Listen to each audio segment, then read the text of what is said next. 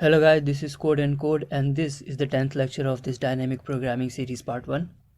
In this lecture we are going to see this is part 3 of subset sum problem, and in this lecture what we are going to do is we are going to actually print the subset whose sum is equals to given sum m. So the problem statement now modifies a little bit, and the new problem statement is we are given an array and a number m. We have to find a subset whose sum is equals to this. So this time we don't actually have to print true or false, but the actual subarray, the subset whose sum is equals to 12. So in this array we can see that the subset 5, 3 and 4, it doesn't have to be a subarray contiguous, it can be non-contiguous. So we see 5, 3 and 4 sum up to 12. That is why we are printing 5, 3 and 4. But if the sum is given 9 and this is the input array, there is no subset whose sum is equals to 9. That is why we would print -1. So in this case we have to print the subset instead of printing true or false or yes or no. So to do this you must be aware of the algorithm that is used to calculate subset sum problem using dynamic programming. Previous 2 lectures I have taught that. If you haven't seen that, at least go watch the previous lecture, because this is directly going to use that idea that we have used in the previous lecture.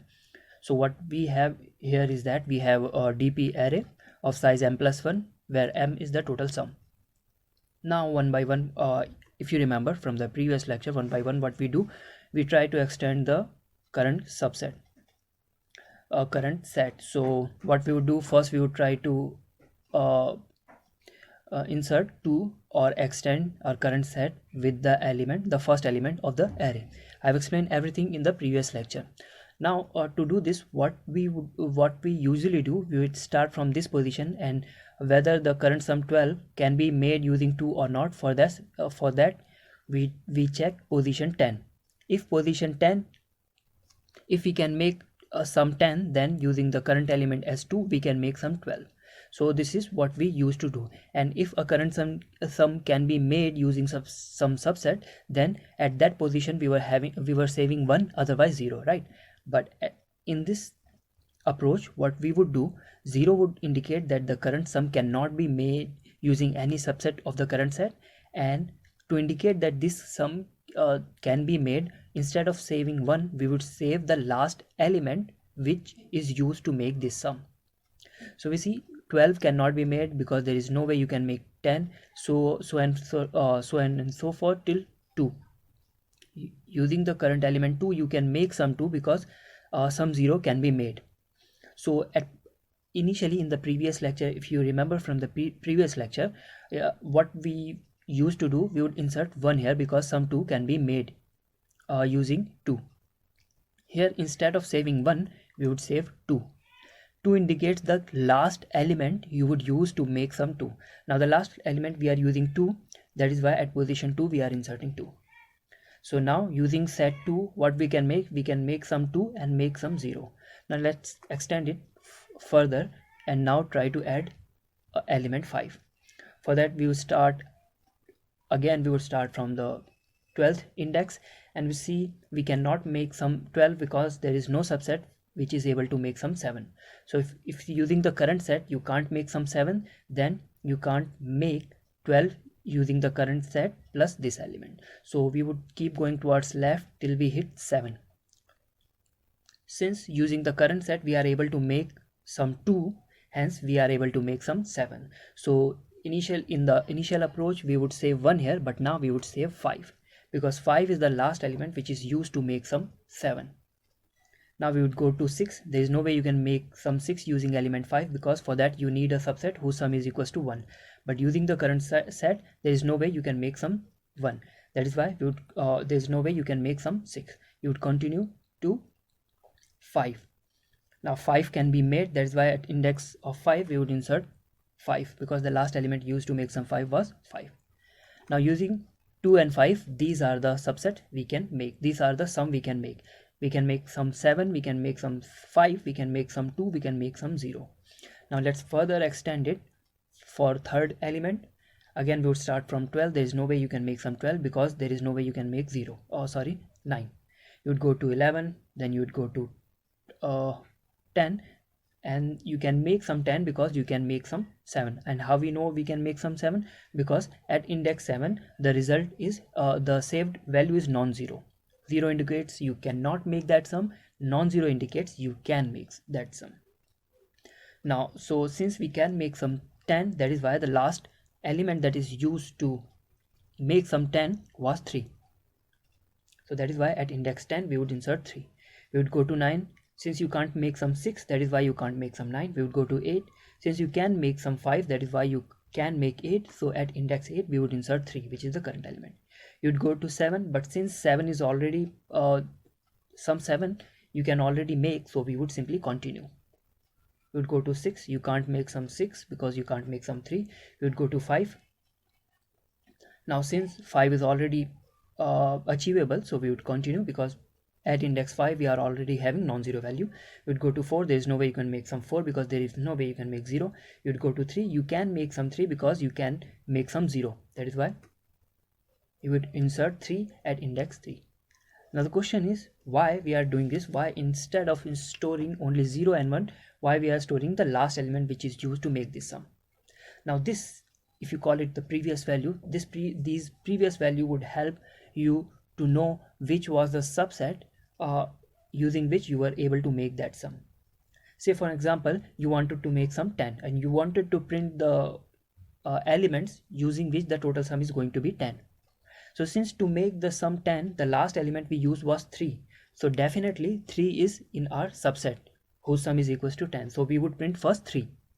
After printing 3, since you have made sum 3, now the rest, the remaining sum becomes 7 because you have printed 3. Now the remaining sum becomes 7. So you would go to index 7, and then at index 7 you would see what element you used to make sum 7. So the element you used to make some, the last element you used to make sum 7 was 5. So you would print 5. So now we have printed 3 and 5. Now since the remaining was 7 and you printed 5, which means the current remaining would be 7 minus 5, which is 2. So now after printing 3 and 5 you would go to index 2. At index 2 you use the last element to 2, you would print 2 as well. After printing 2, the remaining sum would be 2 minus 2, 0. As soon as you reach 0, there is no element required to make sum 0. That is why we would stop. So what element you have printed? You have printed 3 and 5 and 2. So you see, using the previous values, we are able to print the subset whose sum is equals to 10 because 2, 3 and 5 sum up to 10. Similarly, try to, using the current approach, try to make the total sum 8 and see what elements would be printed if you try to make sum 8. If I show you the approach is fairly simple if you remember from the previous lecture. So what we did, instead of dp, I'm naming it pre, that is for previous. It doesn't matter what you name your array, it doesn't matter. I can name it dp or previous, doesn't matter. This is the input array n and m. I'm reading input n and m, and this is a for loop which runs from 1 to n. So I am reading all of the n elements from index 1 to n, of course, right? Now previous of 0 is equals to 1, that is the 0. At index 0 we always save 1, right? Then for each element we are trying to construct the dp array or previous array. So the current element is the ith element. After that we run a loop starting from n to current element, each time decrementing j. This is simply you start from here and try to make this sum and then go towards left till that element. For example, if you were doing this for 5, then you would go till 5 only. I've explained everything in the previous lecture. So what we did, if it is already there, if previous of j is non-zero, so if it is not equals to, you can write if it is not equal to 0, which means we have already made this sum, right? There already exists a subset whose sum is equals to j. Either you can write if j is non-zero, or you can leave it as it is. Both are same. Or if the current element is already non-zero, then we would continue towards left, right? That is why we would continue.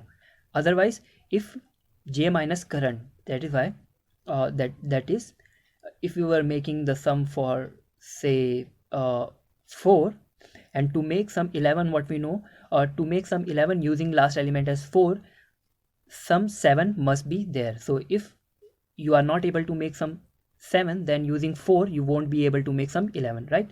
So what we do, we check current index minus the current element. That is what we are doing here. So at previous of j minus current, we check if it is 0 or not. So if it is 0, of course you can't make some j, that is why we would continue. Otherwise, the at jth position, instead of writing 1, we are writing, or instead of storing 1, we are storing the current element. This is the only part that has changed, only this part. If you remember from the previous lecture, what we were doing here, we were saving 1 here, but now we are saving the current element. That's the whole thing that has changed in this approach, nothing much. After that, if dp of m is 0, which means you can't make the total sum, that is why we would print -1. Otherwise, we are going to print the whole subset whose sum is equals to m. So the current sum is equals to m. We would start from m. Since we have to print for this, so current sum would be this. So current sum, we would start with m. Now we would go till the current remaining sum is greater than 0. So you remember how we printed 10? We went till the current sum didn't become current sum was positive. As soon as we reach 0, we stopped, right? So that is what we are doing here. If current remaining sum is greater than 0, till that we would do what we would do, we would print the last element which was used to make the current sum. That is why printing the current previous of current. And then if to make the sum like 10, if you make the sum 10, we had already printed 3, the remaining sum would be current element minus the element which was used. So current element minus the element which was used to make current sum. This is how we would print the actual subset. So if I run this code and show you the example, if I show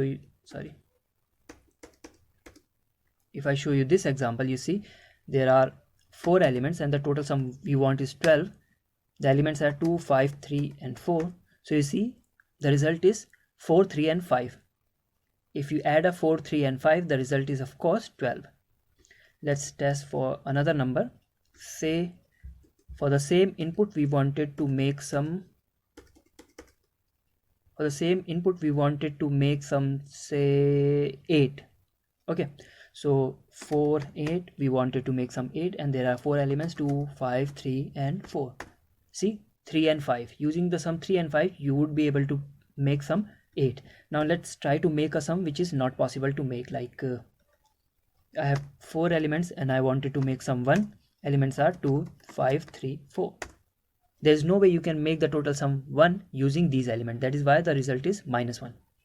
So this was all for this lecture. I hope you have understood how you can use DP array, how you can modify your DP approach and actually print the actual result. So this was all for this lecture. Thank you guys for watching, and if you have any query or just any doubt, you can simply ask in the comments. So this was all. Thank you guys for watching. Until the next video drops, keep coding. Thank you.